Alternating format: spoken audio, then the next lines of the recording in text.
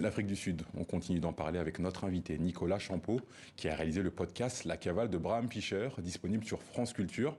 Bonsoir, avant de parler de cet héros, je voudrais aborder avec vous la disparition de Desmond Tutu. L'Afrique du Sud perd une icône de la lutte anti-apartheid. Oui, oui, c'est un personnage dynamique qui a beaucoup persévéré, notamment on se souvient surtout de son œuvre pour la réconciliation, avec le rôle qu'il a joué au sein de la commission, et c'était un rôle qui a été primordial pour la suite. Vous savez qu'on prédisait un bain de sang suite à la libération de Mandela. En tout cas, c'était pas gagné. Lui a réussi à œuvrer pour que l'Afrique du Sud tourne la page et arbore les couleurs d'une nation arc-en-ciel. La Cavale de Bram Fischer en podcast est disponible depuis quelques jours sur France Culture. 58 minutes où l'on nous raconte la chasse à l'homme de l'avocat de Nelson Mandela. Vous avez rencontré ceux qui l'ont aidé durant sa cavale. Comment ce projet est né et pourquoi ?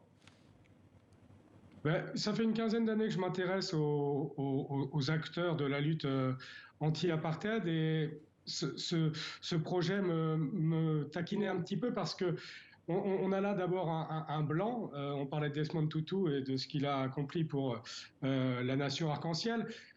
Pour y parvenir à une nation arc-en-ciel, c'est tout de même plus facile quand l'élan est arc-en-ciel, quand le mouvement est arc-en-ciel, quand la lutte est arc-en-ciel, et elle l'était. Il y avait des Noirs, il y avait des Indiens, il y avait des Blancs, comme Bram Fischer.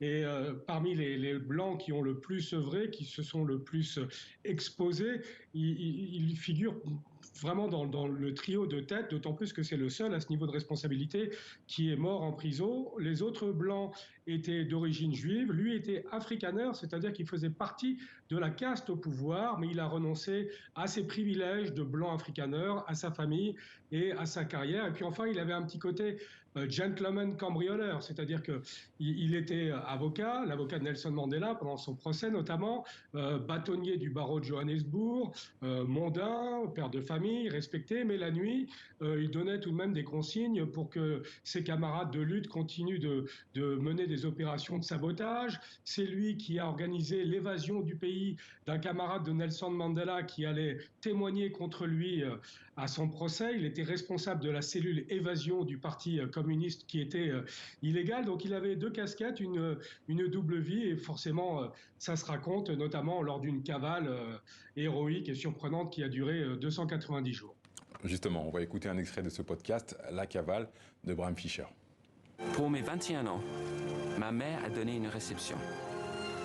Une centaine de convives, toute l'aristocratie afrikaner. La veuve du président de la province avait fait porter un mot. Je n'ai nul doute que notre Bram jouera un rôle honorable dans l'histoire de l'Afrique du Sud. Il y a des avenues Bram Fischer dans toutes les villes du pays aujourd'hui.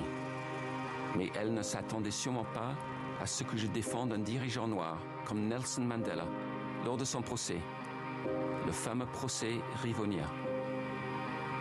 Et puis, en cette année, 1965, je suis l'homme le plus recherché du pays. Ma cavale a duré 290 jours.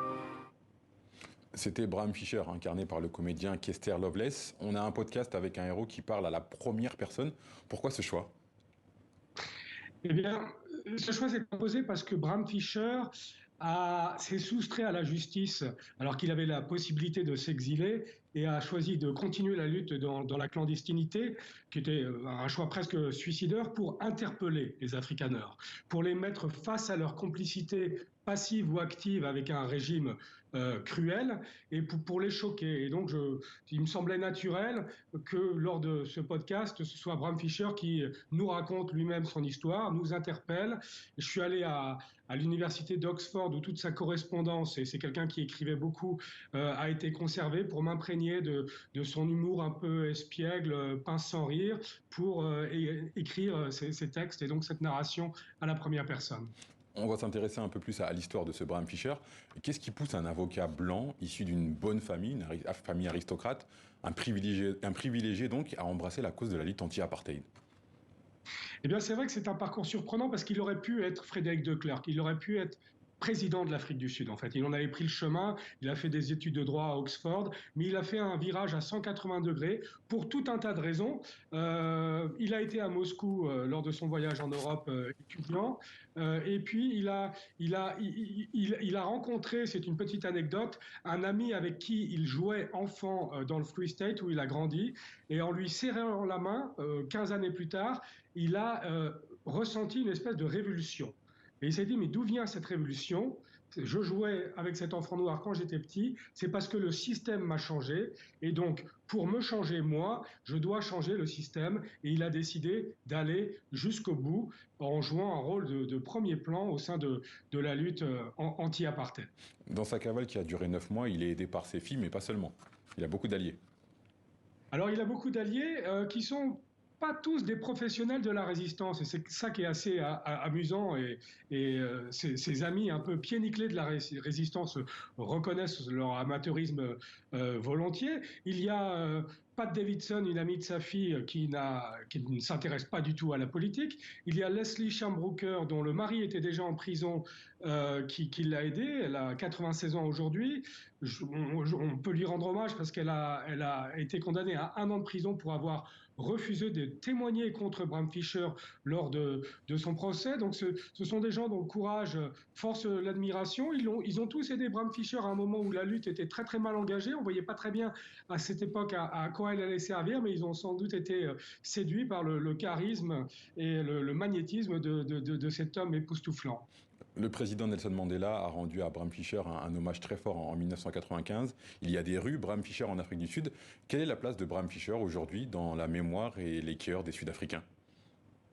Eh bien, l'aéroport international de Bloemfontein, sa ville natale, porte son nom, mais je dirais que les moins de 50 ans en Afrique du Sud, à Soweto ou ailleurs, ignorent exactement son implication dans le combat, tout comme ils ignorent les co-accusés de Nelson Mandela, Ahmed Kathrada ou Andrew Mlangeni, pour plusieurs raisons. Cette histoire est relativement mal enseignée dans les écoles en Afrique du Sud. Et puis aussi, je dirais que les Sud-Africains veulent des résultats aujourd'hui, et cela, c'est un petit peu des récits glorieux des chefs qui qui ont lutté pour leur libération et pour qu'ils aient le droit de vote aujourd'hui. L'Afrique du Sud est l'un des pays les plus inégalitaires au monde encore aujourd'hui. Nicolas Champeau, merci beaucoup d'avoir répondu à nos questions. Vous avez réalisé le podcast La Cavale de Bram Fischer, disponible sur France Culture et sur toutes les plateformes d'écoute. Merci beaucoup.